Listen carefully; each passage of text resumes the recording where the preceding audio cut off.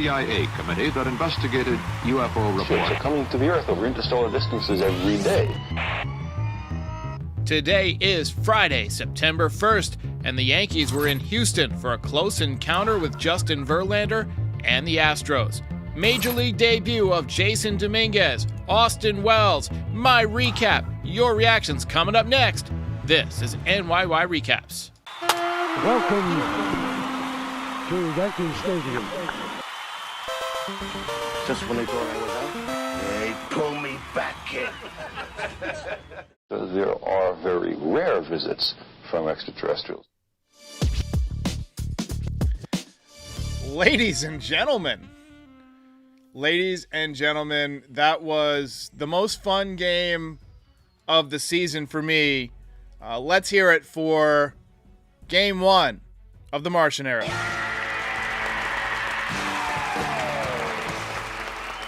Now, we did have a watch party tonight, but I know a lot of you didn't tune in. You were watching the game, and I don't blame you. But it was great to kick off this era of the kids with a bang. As you see on your screen, Jasson Dominguez, 2-run home run in his first at-bat. We've given him a lot of hype on this channel. There's been a lot of hype around Jasson Dominguez in general for a while. And there's this thing I always hear from Michael K. is you don't get a special nickname without being a special kind of guy. You know, they don't call you Godzilla unless you do Godzilla type things, you know. They don't call you the Babe, you know, unless there's something special about you. You don't get a nickname at 16 years old or younger of the Martian without having something special. And just the whole energy of the whole team looked different tonight, especially after that swing. So DJ actually got things started off in the first inning. That ball is high. It is far. It is gone. Solo shot to lead off the game for LeMahieu. He was only 1 for 4, hitting .243, but home run number 14, been swinging the bat much better in the second half. And then a little later in the inning, Jasson Dominguez. That ball is high. It is far. It is gone. Most impressive. I don't have a custom Dominguez home run sound yet, but we're going to get one. Wow. Opposite field off of Justin Verlander. Really great swing. You love how hard he hit the ball tonight. Now, he was just 1 for 4, but he lined one hard to left field that got caught. He smoked one up the middle that was right at a defender. And then he hit one to the warning track the opposite way. So the opposite approach of everyone we see in the Yankees organization, which is pull the ball and come out of your shoes. Pull the ball and come out of your shoes. He took line drive strokes and hits one into the Crawford boxes for that first home run. Family goes nuts. This was a fastball up and away, and he just waits on it. And they all knew it was gone. Ness Leylenda says, I was most impressed with Dominguez's approach. Looked better than some of the veterans. Yes, takes tough pitches. He actually swung at the first pitch in 2 of his at-bats, but throughout the minor leagues and in spring training, we've seen him have a lot of really, really good at-bats. Also got the first hit tonight in the career of Austin Wells. Nice job. I'll tell you what, the Austin Wells, Carlos Rodon battery, best mustaches in baseball. Baba Booey. John Carlos Stanton also tattooed one tonight. You don't see him get under the ball very often. A lot of his home runs are line drives. Occasionally he'll get one that has that, 35-degree launch angle or whatever. And tonight, he was all over it. Home run for Stanton. This night is a Wrecking machine. The ultimate male versus the ultimate meatball. Home run number 21 for Stanton. He's got an outside shot at 30 if he can have a hot September. Aaron Judge also went deep tonight. That ball is high. It is far. It is gone. A lot of home run sound effects All rise. Here comes the judge. We haven't had a chance to have this kind of fun in a while. Judge hit one off the train in left center field. 30th home run of the season.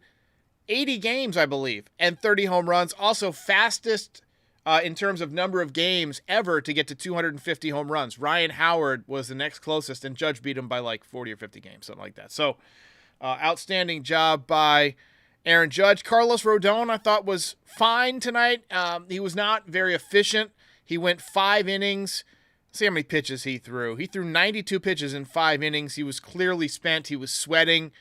But he outpitched Verlander tonight. So, got to give him credit. Randy Vasquez did a nice job in relief. Wandy Peralta got a couple of outs. And Jonathan Loaiza closed it out to keep his ERA at 0.64. And right now, in Baby Bombers Era 2.0, the Yankees are undefeated. Ball game over. Yankees win.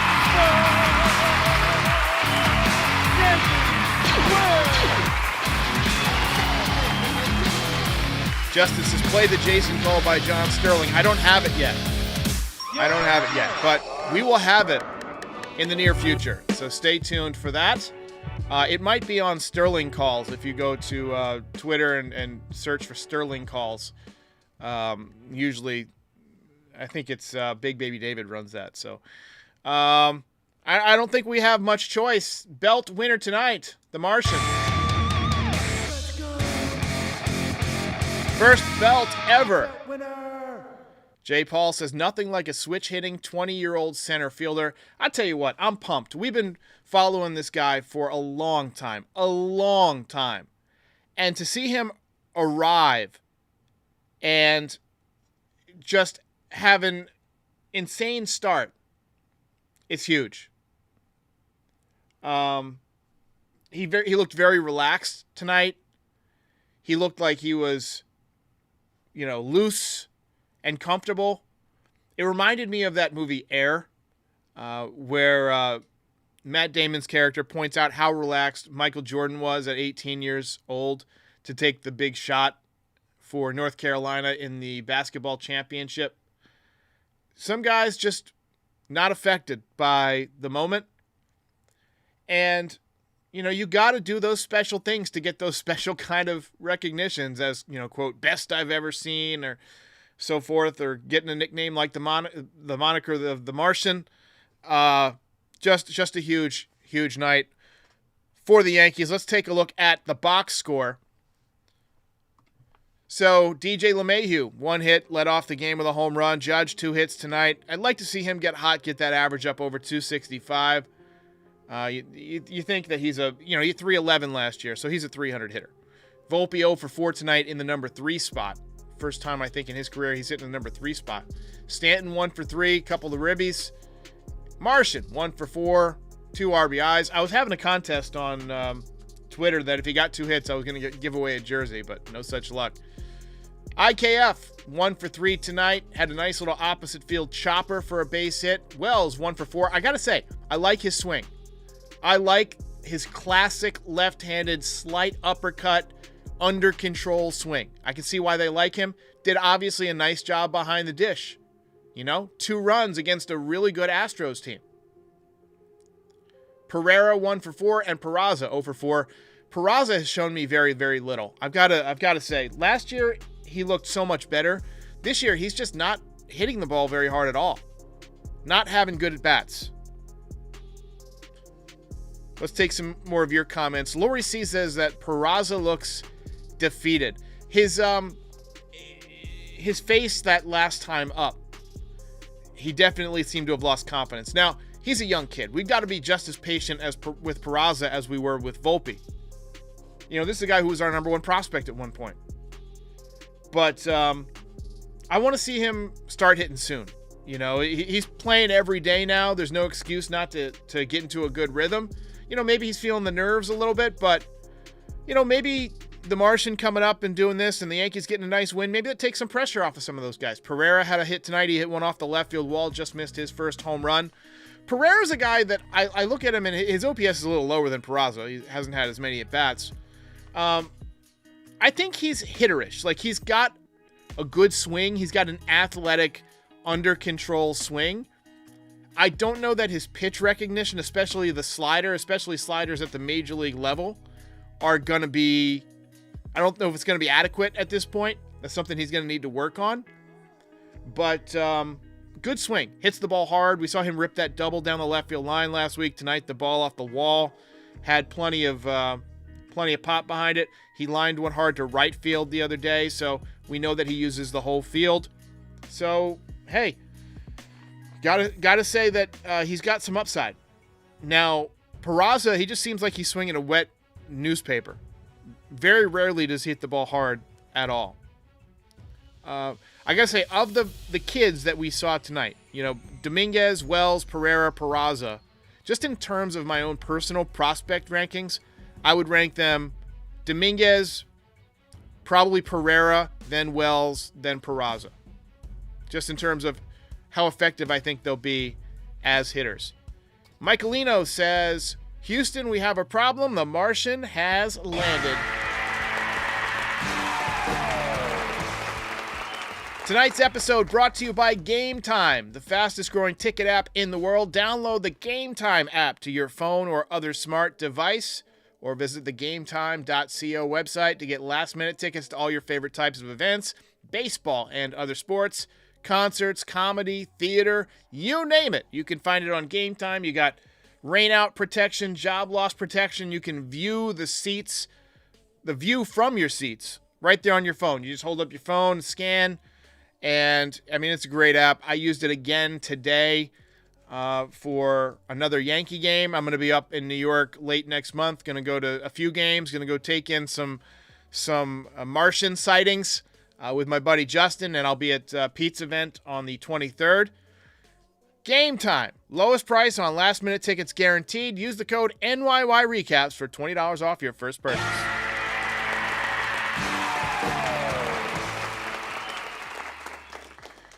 Frankie says, just found out that Judge blocked him on Twitter, was going to congratulate him on 250. I wonder why he blocked you. Maybe don't be such an asshole.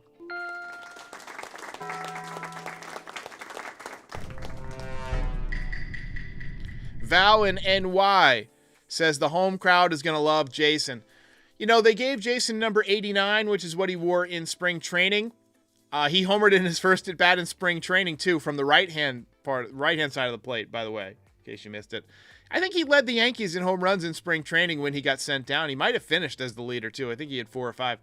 But he wore number 89 in spring training. I thought maybe they'd give him a lower number. Austin Wells got number 88. These high numbers seem kind of disrespectful to your top prospects. I remember there was a time when a top prospect came up, you gave him a good number, a quality number. Volpe chose 22. He was 77 in the minor leagues. Or in spring training, rather. I think he wore 7 in the minor leagues. Can't wear that at the major league level. But decided to opt for a lower number. And so maybe next year at the end of spring training, if Jasson is your opening day center fielder, maybe you give him a lower number. If he comes up and tears the cover off the ball in September, people are going to want Jasson Dominguez jerseys and going to be buying number 89. So maybe that's a way for the Yankees to make a little bit of money back. That for paying for Giancarlo Stanton and DJ LeMahieu. Sell 2 Martian jerseys. Bing. Anyway, look, tonight was one of the more fun games that I've had watching the Yankees in a while. It's always great to see a prospect that you root for come up and do great things.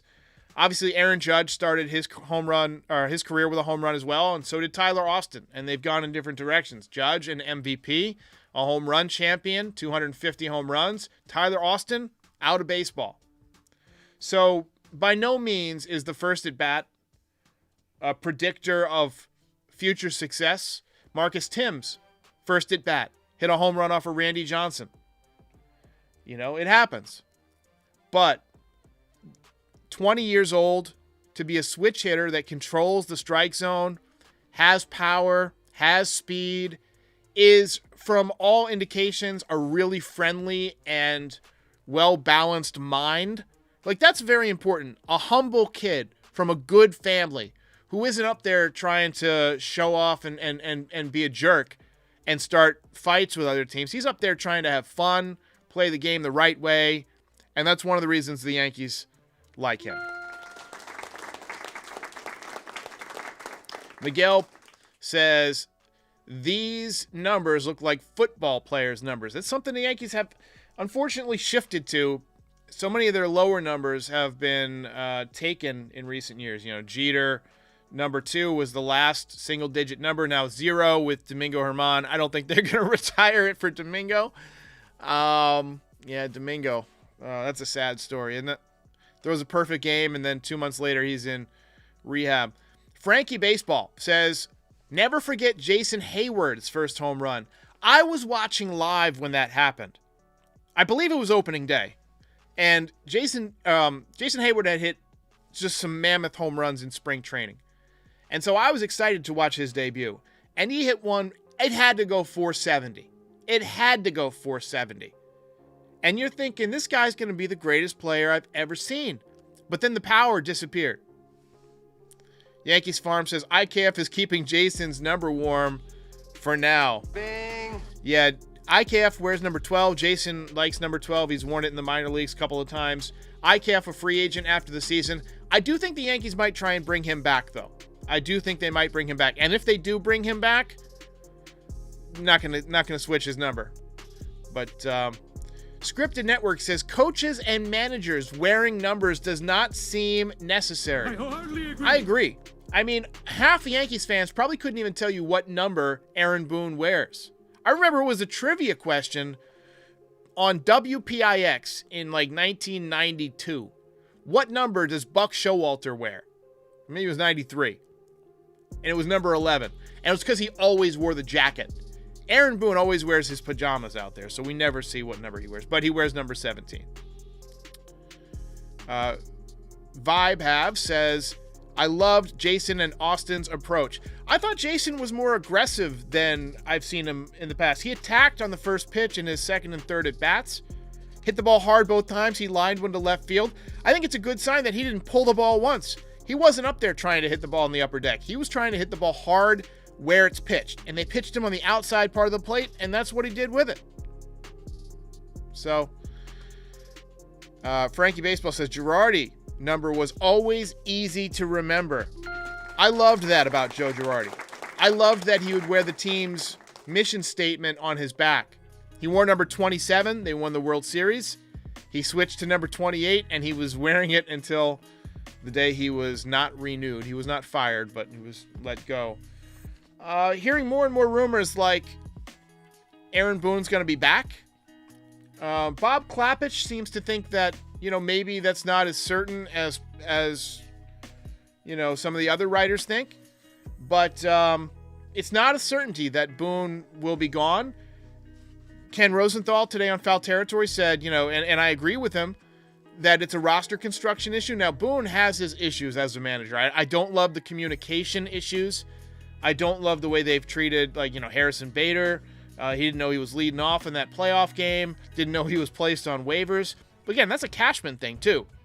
Cashman's got to have a conversation with somebody's agent. Ross said he's in the no IKF camp. Here's my issue with IKF. I like him as a player. I think every team needs some contact hitters who are role players and who are speedy and spark plugs. But here's the problem. He plays every day. You can't have him playing every day. He's not an everyday player. He's a role player. You bring him in a couple of times a week, and when he's in there, he picks up a Punch and Judy hit maybe, or steals a bag, or makes a good play at third base. But, I just don't think he's a good enough outfielder. He doesn't play second base. I can't see paying him $6 or $7 million to be the backup third baseman. And you can't play him every day and expect the offense to get better. Edward says, Hal questioning his analytics department now is a joke. It's been a problem for a bit. I don't know what the answer is. I'm not in the room. But I have a feeling he's going to bring in this outside company that he talked about and find out what's wrong. And they're going to say, hey, you should have signed Bryce Harper a couple of years ago. What? You should have had some lefties in there.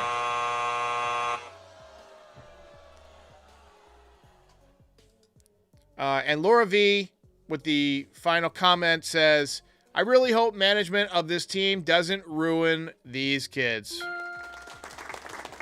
Game over, man. Game over. We gotta get out of here. Well, I was going to take this weekend off, but now that the Martian is in the major leagues, no more off days, baby. All gas, no brakes. You gotta go, you gotta go.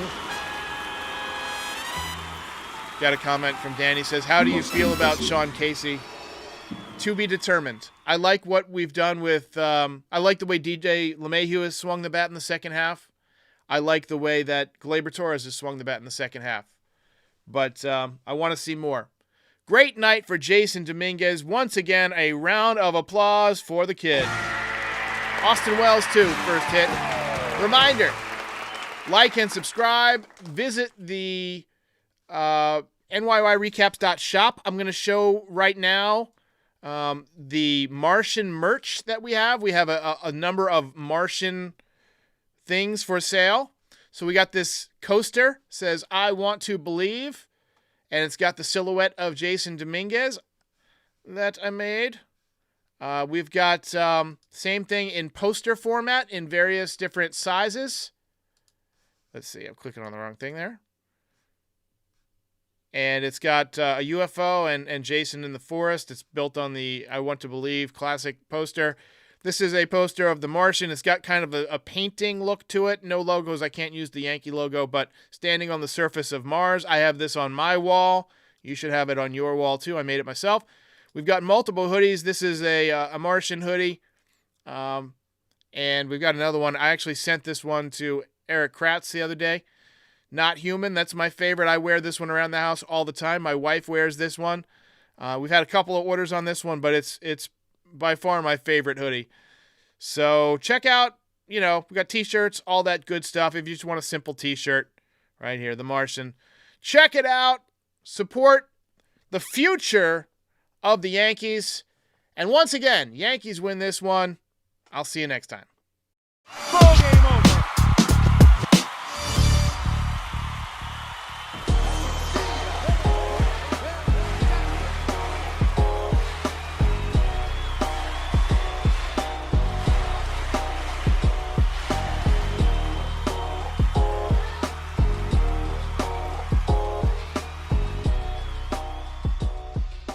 Most impressive.